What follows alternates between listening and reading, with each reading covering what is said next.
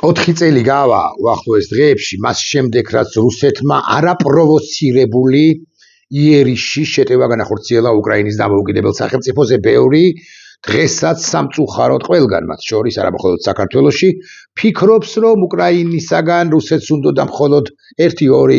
4 თუ 5 თუ 7 ტერიტორია მაგალითად ყირიმი რომელიც ისედაც დაპყრობილი ჰქონდა 2014 წლიდან მაგალითად დონეცკი და ლუჰანსკი მაგალითად ზაპოროჟიე და მაგალითად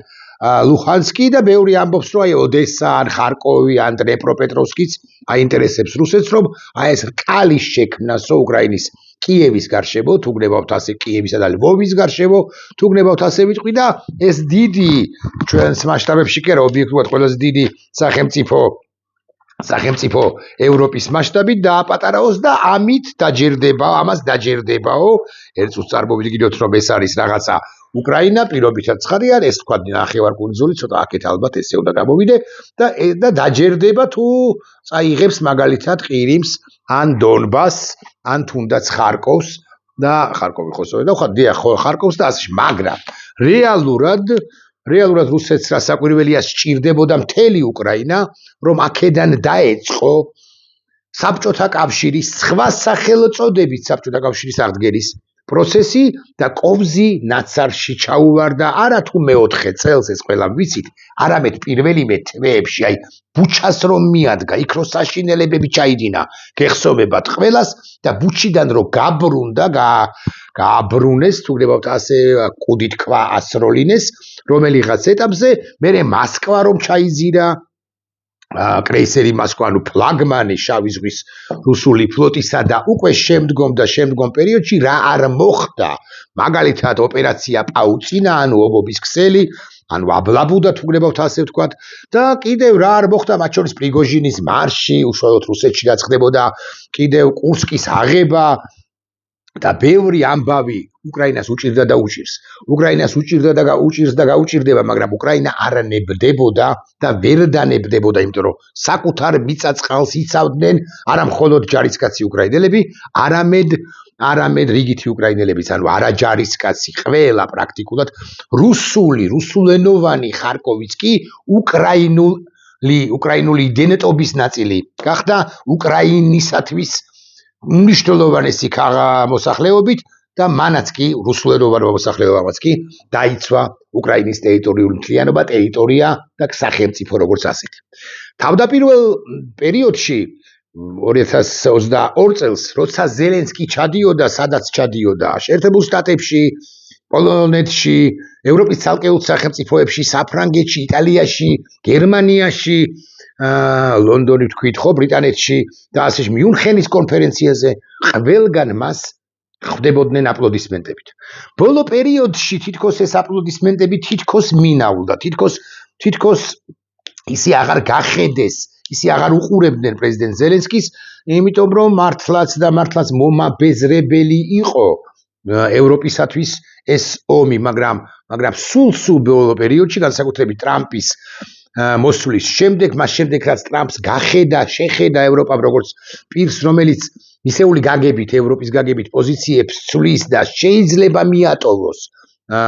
უკრაინა, ეგრა მაგის პასუხია, ევროპამ დაიწყო თვით აღდგენის პროცესი და მიუნხენის კონფერენციის აზე პრეზიდენტ ზელენსკის გამოსვლის ბოლო კადრებს გაჩვენებთ ახლა მე თქვენ წარმოგიდგენთ 26 წამია არ დაიზაროთ წამომყევით და რატო უნდა წამომყვეთ ამასაც გეტყვით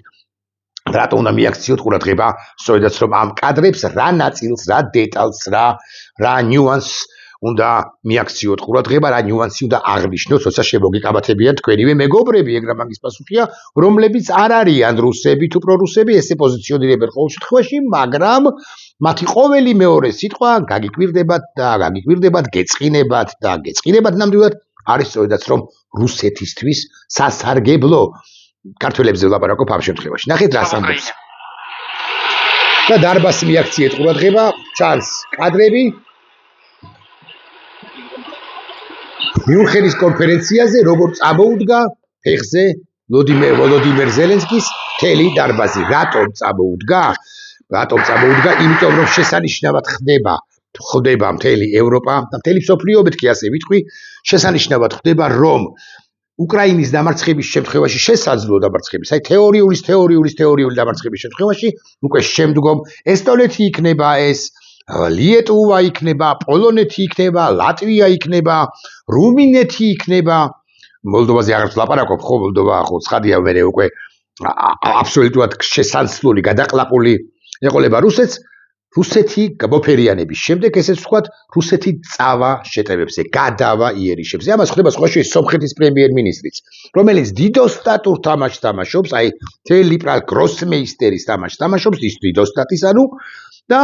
რომელიც ერთის მხრივ აქებს დიპლომატიურად პუტინს, მაგრამ მეორეს მხრივ ემზადება ივნისის არჩევნებისათვის, კავკასიის რეგიონზე კი არ გადმშეგირჩი კი არ შემოვინაცვლი ახლა, მაგრამ უბრალოდ გიხსნით რომ ყველა თამაშობს, მე კიდევ სომხეთის ლიდერსაც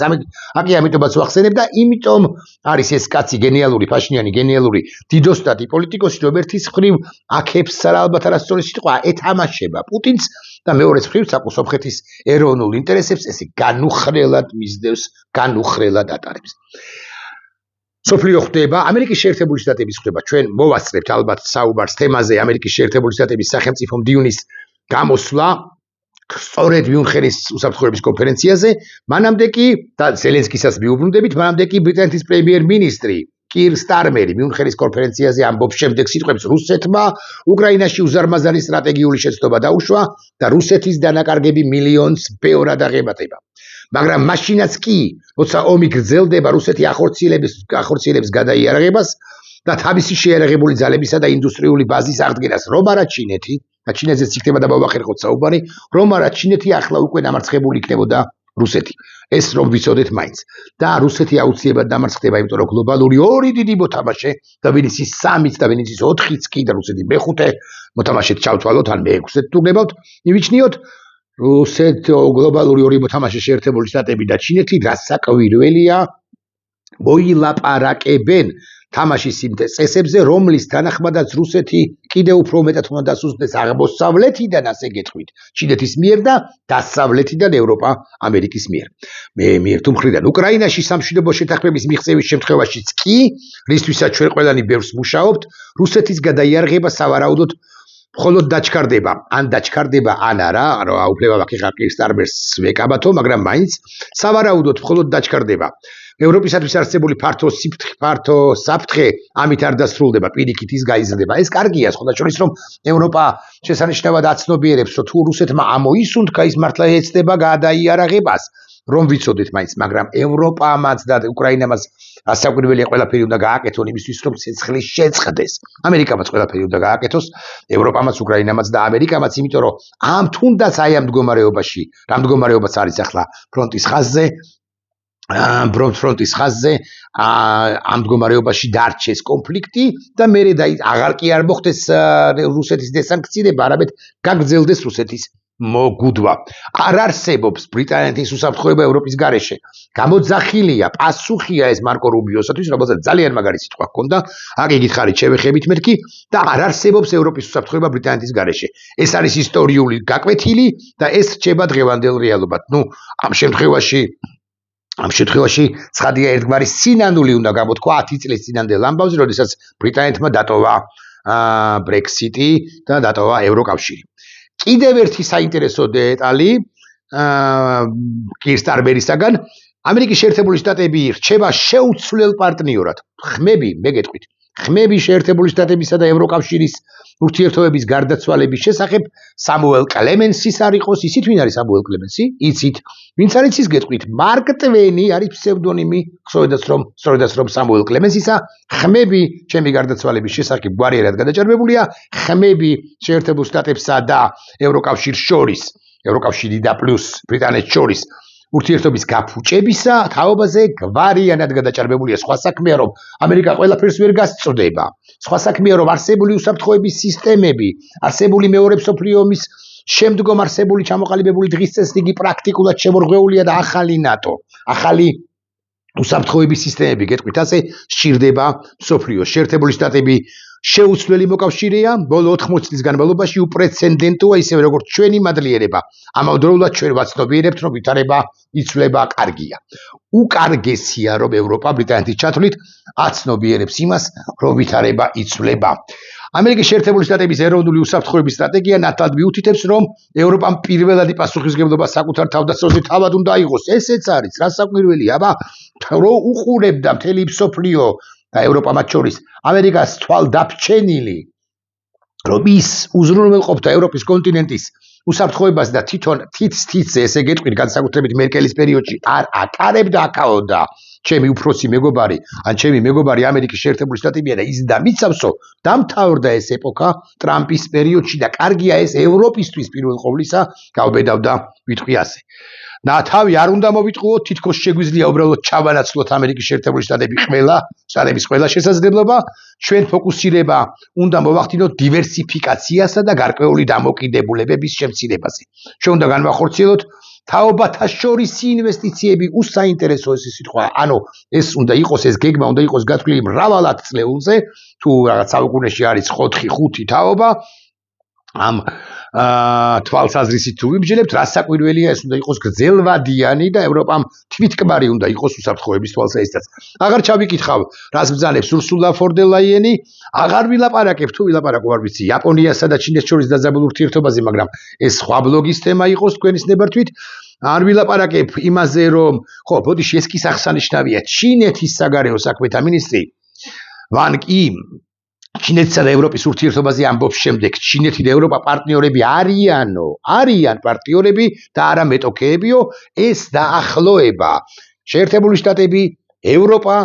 იქით ჩინეთი მოგუდავს გარკვეული პერიოდის შემდეგ რუსეთს რომელსაც აქვს რესურსი რომ რეგენერაცია მოახდინოს მაგრამ უსაშველო რუსული რესურსი არ არის აი ამ პირობებში დაგწყდება გული კი არა მოკვდები პირდაპირ მნიშვნელობით რას აკეთებს რას გევიკეთებს ჩვენ ბიზინა ივანიშვილი როცა ყველა ცდილობს საკუთარი სუვერენიტეტის გადარჩენას ბიზინა ივანიშვილი ცდილობს სუვერენიტეტის დანგრევას ესეც უნდა ვთქვათ ჩინეთი არ არის უკრაინის კონფლიქტში უშუალოდ ჩართული მხარე საბოლოო სიტყვა ჩვენზე არ არის ის რასაც ჩვენ ვაკეთებთ მშვიდობისათვის მოლაპარაკებებისათვის და მოლაპარაკებებისთვის ხელშეწყობაა აი ამას ამბობს ჩინეთის საგარეო საქმეთა მინისტრი მასზე არ გავჩერდები თქვენის ნებართვით და ისევ სიტყვის ვლოდიმერ ზელენსკის სიტყვის ბოლო კადრს გაჩვენებთ არ ვიცი არის თუ არა ეს კადრი ჩანს თუ არა ერთი წამით ადრე ბოდიში ზელენსკის მადლიერი ზელენსკის გამომეტყველება ის ხდება რომ ევროპა მისკენ არის და ევროპა რომ მისკენ არის ამის მათემატიკელი და დასტური არა მხოლოდ 90 მილიარდი თელი დასავლეთი რომ მისკენ არის არამედ ის 38 მილიარდიც რომელიც გუშინ ზუსტად გუშინ მიუნხენის კონფერენციის პირველ დღეს გუშინცით უფრო ზუსტი რომ იყო დაწყებამდე ერთი დღით ადრე მიიღო უკრაინამ ევროკავშირის ცალკეული სახელმწიფოებისაგან 90 მილიარდს მიიღება 90 მილიარდი არის მაინც რუსული გაყინული აქტივების გადაცემა 45 მილიარდს პლუს 45 მილიარდი ყოველწლიურად 2 წლის განმავლობაში და პლუს 2026 წელს უკრაინა იღებს 38 მილიარდს მაგალითად 7 მილიარდი ნორვეგიისაგან 2 მილიარდი დანიისაგან და ასე შემდეგ ასევე ტექნიკური დახმარებები რომელიც ფულში რასაკვირველია გამოიხატება რა თქვა ზელენსკიმ ჩვენ არ გავქცეულ ვართ ამ ომის პირველ დღეს და რატომ უნდა გავაკეთო ეს დღეს არ მივდივარ არც ერთ შემთხვევაში არ მივდივარ ამას ამბობს პრეზიდენტი ზელენსკი და ამატებს უკეს შემდეგი პასაჟია ამერიკის შეერთებული შტატების მიერ თეზის ანუ თავისუფალი ეკონომიკური ზონის თაობაზე და დონბასის რეგიონის შესახებ გაკეთებულ შემოთავაზებაზე პასუხი აქვს ზელენსკის ამგვარი ამერიკულმა მხარემ წამოაყენა წინააღმდება თავისუფალ ეკონომიკურ ზონასთან დაკავშირებით ჩვენ თქვით რომ მზად ვართ განვიხილოთ ასეთ წინააღმდეგები ეს ჩვენი ტერიტორია ის ჩვენს ტერიტორიად უნდა დარჩეს ჩვენ უბრალოდ ვერ გავალთ იქიდან იქ 200,000 უკრაინელი ცხოვრობს ეს ჩვენი მიწა ჩვენ არ შეგვიძლია უბრალოდ გავიქცეთ ჩვენ არ გავქცეულვართ ამ ომის პირველ დღეს და რატომ უნდა გავაკეთოთ ეს ყველაფერი ახლა ჩვენ მზად ვართ ვისაუბროთ თავისუფალ ეკონომიკურ ზონაზე ოღონდ აქ ეხლა ისევე რუკა უნდა მოვიშველი უბრალოდ რუკა გაჩვენეთ თუ არ მახსოვს ხო გაჩვენეთ მგონი აქ ლაპარაკია აი ეს დაშრიხული რაც არის დონბასის სრული დონბასის ტერიტორიაზე თეზის გაკეთებაზე ამერიკის წინააღმდება ეს არის პუტინი თანახმა და თუ არ არის პუტინი თანახმა რომ დე იურე ეს იყოს უკრაინის ტერიტორია და დე ფაქტო კი იყოს დე იურე დე ფაქტო კი იყოს თეზი ანუ თავისუფალი ეკონომიკური ზონა ამ შემთხვევაში რუსეთს ბოდიში თქვენთან რუსეთის მომხრეებოდა მიაჭიკარტებენ მიიყვანენ იქამდე რომ ის დათანხმდეს ზელენსკი არჩევნების თაობაზე მე ვხედავ შედარებებს ამბობენ რომ ლინკოლნის დროს სამოქალაქო ომის პერიოდში მათ ჩაატარეს არჩევნები როგორ შეიძლება ამას ჩვენთან შედარება ჩვენი ხალხი რაკეტების ქვეშაა იქნება უზრუნველყოფილი უსაფრთხოება ჩატარდება არჩევნები ოღონდ არა მაისში როგორც ეს Financial Times-მა გააჟღერა თითქოს ამას ითხოვს შეერთებული შტატები უკრაინისაგან ჩვენი ხალხი რაკეტების ქვეშაა ეს არ არის მხოლოდ სახმელეთო ომი ჩვენ ვართ ბალისტიკური თავდასხმების ქვეშ მოგვეცით ცეცხლის შეწყვეტის რეჟიმი ჩვენ ასევე შეგვიძლია შევთავაზოთ ცეცხლის შეწყვეტა რუსებს თუ ისინი რუსეთში არჩევნებს ჩაატარებენ და კიდევ ერთხელ უკვე მე რამდენად და ვერ შევწყვეტ ვიდეოს გიბოდი შევწყვეტლას იყოს ასე დარჩეს ასე ჩაქრა შუქი ამასობაში პარალელურად მობაილ ტელეფონი მობაილ ინტერნეტი ვსარგებლობ და კი ამირებს ახლა ეს სიტყვას ჩამოსაყალიბებელ აზრს შესაძლოა ამოღასაყალიბებელი აზრის გასაცნობი აზრის ამციროს ან შეცვალოს მაგრამ რაღაცას მაინც მოვახერხებ მოლაპარაკე ისტორიკოს დიახ ესეც ზელენსკის სიტყვა პუტინი ჰიტლერად მოიხსენია პუტინი მიუნხენის გამეორებას იმედოვნებს არა 2007 წლის მიუნხენის იქაც ხო საშინელება თქვა არამედ 1938 წლის მიუნხენის როდესაც წინა პუტინმა ანუ ჰიტლერმა ევროპის დაყოფა რეალურად დაიწყო და მოახერხებს თუ არა პუტინი მიუნხენი 1938 წლის გაკეთებას მე სიმართლე გითხრათ არ ვიცი კი დარწმუნებული ვარ რომ ვერ მოახერხებს იმიტომ რომ არც ბრიტანეთში არის დღევანდელი პრემიერ-მინისტრი სტარმერი ჩემბერლენი და არც ევროპაში არიან ისეთი ლიდერები რომლებიც იყვნენ იმხანად ევროპაში მეტწილად პრინციპში მოდით რაღა ის შუქი ჩაქრა ხო ამაზე აღარ ვილაპარაკოთ მადლიერებას და პატივისცემას რა არ თქვა ზელენსკიმ რა გენიალური სიტყვები არ წარმოთქვა რუბიოს თაობაზე მინდოდა ვილაპარაკოთ მაინც ხო ჩვენ არ ვიცით რამდენად სერიოზულად არიან რუსები განწყობილნი ომის დასასრულებლად ამბობს რუბიო ისინი ამბობენ რომ სურთ ომის დასრულება ამერიკის შეერთებული შტატები აპირებს გააგრძელოს რუსეთის ნავთობზე სანქციების დაწესება რუბიო ჩინეთის შესახებ ნაკლებად საინტერესოა რუბიოს სხვა განცხადება პუტინის ოცნება, რომელიც გულისხმობს შეერთებული შტატებისა და ეს არის ყველაზე მნიშვნელოვანი ევროპის ტრანსატლანტიკური ერთიანობის ჩამოსვლასა და ერთმანეთში გაუცხოების ჩეტანას ამერიკის სახელმწიფო მდივანმა რამდენიმე საათის წინ მიუნხენის კონფერენციის დროს თავის ისტორიულ სიტყვაში ჩამოამსხვრია. მარკო რუბიო ამბობს, ჩვენთვის ძალიან მნიშვნელოვანია თქვენი და ჩვენი მომავალი და თუ ხანდახან ვკამათობთ და კამათობს ევროპა შეერთებულ შტატებთან ჩვენი უთანხმოება მიმდინარეობს ევროპის მიმართ ღრმა ზრუნვის გრძნობიდან, რომელთანაც დაკავშირებულნი ვართ და არა მხოლოდ ეკონომიკური ან სამხედრო თვალსაზრისით, ჩვენ დაკავშირებულნი ვართ სულიერად და კონკრეტულად და კულტურულად უკაცრავად, ჩვენ გვსურს რომ ევროპა იყოს ძლიერი, ჩვენ გვწამს რომ ევროპამ უნდა გადაირჩინოს თავი, რადგან გასული საუკუნის ორი დიდი ომი ისტორიის მუდმივ შეხსენებად გვევლინება. საბოლოო ჯამში ჩვენი ბედი გადაჯაჭვულია და ყოველთვის გადაჯაჭვული იქნება თქვენს ბედთან. შეერთებული შტატების სახელმწიფო მდივანი მარკო რუბიო ახლა დასხედით და ილაპარაკეთ მათ შორის ქართულ ოცნებაში, რომ სპლიტი არის შეერთებულ შტატებსა და ევროპას შორის, რომ გაიყო ეს ორი კონტინენტი, ამერიკის შეერთებული შტატები და ევროპა, რომ ეს არ არის ერთიანი სივრცე. დიახ, შეერთებული შტატებსა და ევროპას შორის არის დიდი კამათები, მაგრამ ეს არ ნიშნავს იმას, რომ ეს კამათები ომში, ჩხუბში და ასე შემდეგ დაბრუნდა ელექტროენერგია, ხო, გადაიზრდება და ასე შემდეგ. კაი უსაინტერესო ეს სიტყვა აქვს მარკო რუბიოს, მე დაბეჯითებით გირჩევთ რომ მას მოусმინოთ. ნახვამდის.